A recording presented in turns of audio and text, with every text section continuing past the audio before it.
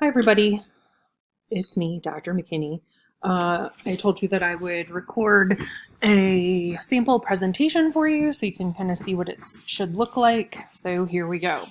I will preface with I did this particular presentation about 10 years ago, so content might not be the most up to date and accurate. So please just stick with me. All right.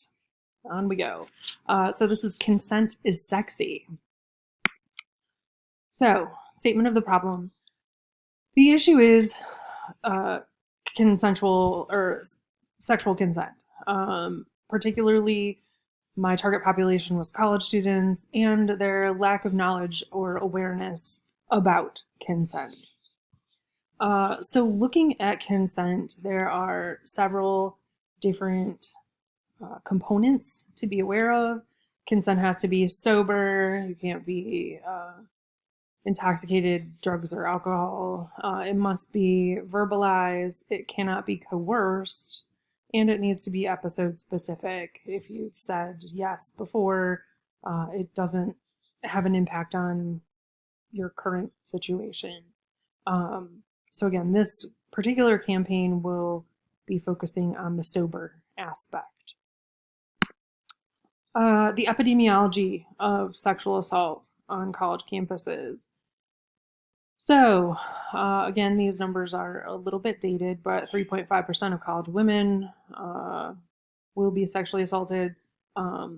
It actually is more like 1 in 4 will have an attempted or completed sexual assault perpetrated on them within their college careers.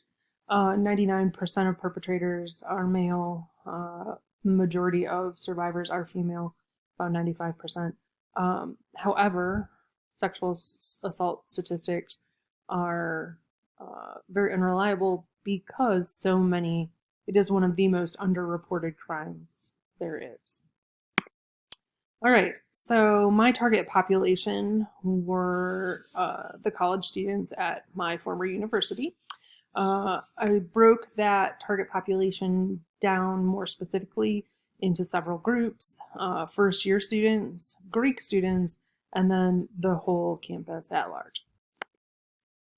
Okay, so looking at things that were competing against my message, the message of getting consent. Society, we're sexually stifled, we don't like to talk about sex. We've got media, radio, television, magazines bombarding us with images of sex, with notions of sex, with pimps and hoes and wops and all the rest. Entertainment, pornography, movies, music, again, WAP, that are all kind of going against the idea of asking for sexual consent and making sure that people are sober when they give that consent. And peers can also sometimes pose a threat or be competition to my message. So goals and objectives. Again, I wanted to look at knowledge and awareness.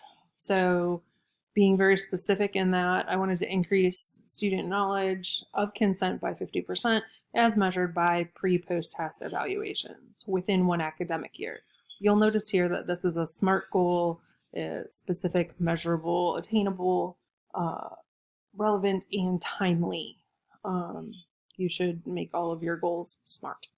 Awareness. I also wanted to increase awareness of sober consent by 50% as measured by those same pre-post evaluations within an academic year.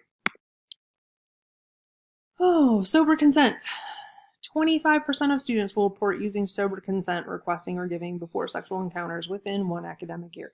And my ultimate goal, the big overarching goal, would be to decrease sexual assault on campus. So by this point in the semester, you are tired of the 4 Ps, but here they are. So my product is asking for or giving consent before sexual activity, place, wherever you might be asking to have sex. I would promote the program through flyers, advertisements, social media, TikTok, wherever I can promote. Price, it's free.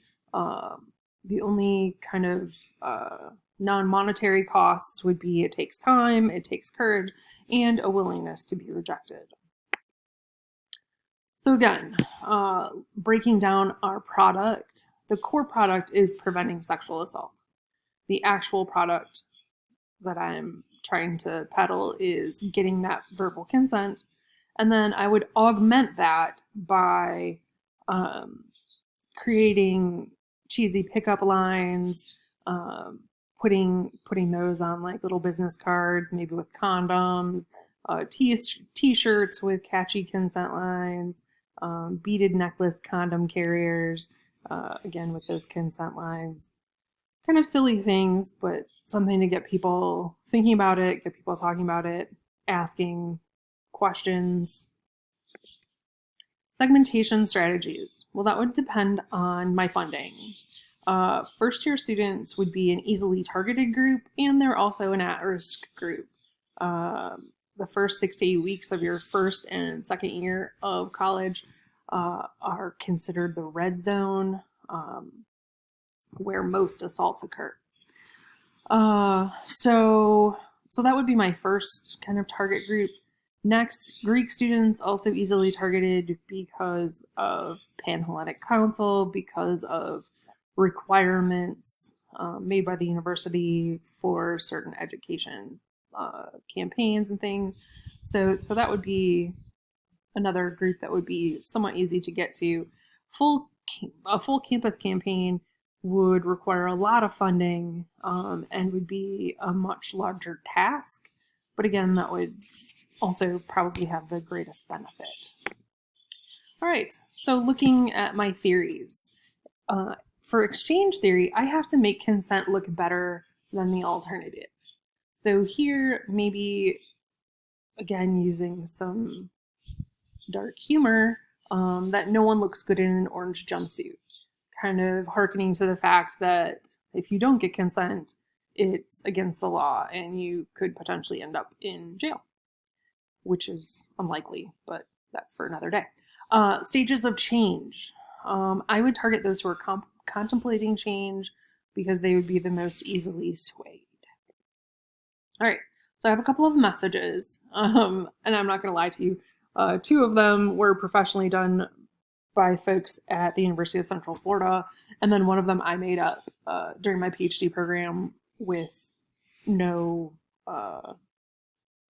Photoshop help. So you'll be able to guess, I think, which one's which. So I had these 3 original messages. I showed them to some students, and I'll show you the results. So getting her drunk isn't the same as getting her permission. Sex without consent is rape. Alcohol use can lead to sexual assault. Message 2, getting her drunk isn't the same as getting her permission. Same information, just different graphic. And then mine, I have to tell you that picture is of the student body president at the time. Campus sexual assault program. What is consent? Sober consent. You see it. Consent is sexy. Okay. So I did some message testing. 25 students. They viewed the 3 messages. They answered several questions about those messages. Now, normally in a normal semester, you would have done the same. However, COVID. So your message testing is going to be my comments that I left for you on your draft messages. So here's the demographic information. Again, you won't have this stuff. Whether they were Greek affiliated. So looking at what they asked or what they thought I should change, a lot of them said color, that they wanted more color specifically in the beer glasses. A couple of them didn't like the weird font. A couple of them wanted message changes, but then a good lot of them also said that they didn't want anything changed. Surprisingly, no one chose my message that I created, but the preference was for the landscape beer glass versus the beer mug. So when I asked what is the message, most people seem to get it. Don't get a girl drunk to have sex. You have to be sober to give consent. Sex without consent is rape. So they did understand what we were trying to get at. How would we make this more visually appealing? So add beer to the glass or the mug. Words are hard to read, or take the message out at the bottom. So why was this your favorite message? They loved the beer mugs. They thought it was effective, simple, eye-catching, straightforward. People could relate. So how would I revise the message? I would add the color. I wouldn't change the message.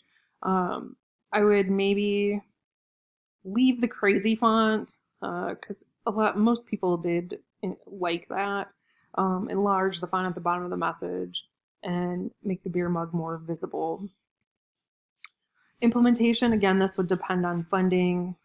First, my first priority audience would be, again, those first-year students. If I had more funding, Greeks, and then if I had a lot of money, I would hit up the whole student body.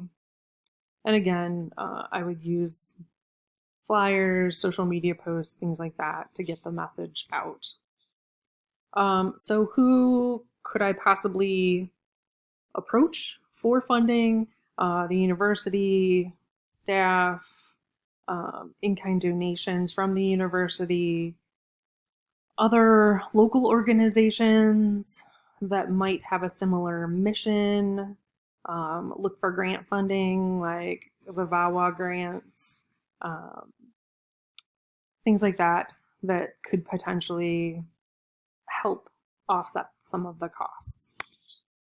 And evaluation. How would I evaluate this whole process to see this whole campaign to see if it was effective? I would try and do small evaluations to see how things were running and to make any mid-course adjustments if things were going off the rails.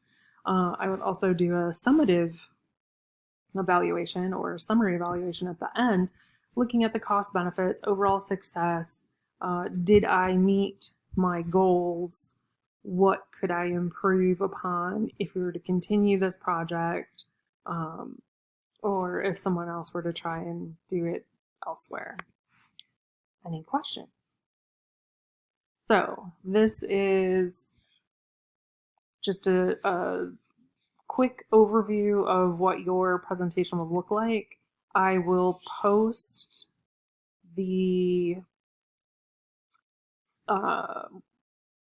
blank form for you to use as a template. And if you have any questions, feel free to ask, okay? Have a very happy Thanksgiving, guys. Be safe, stay healthy, and I will talk to you soon. Have a great day.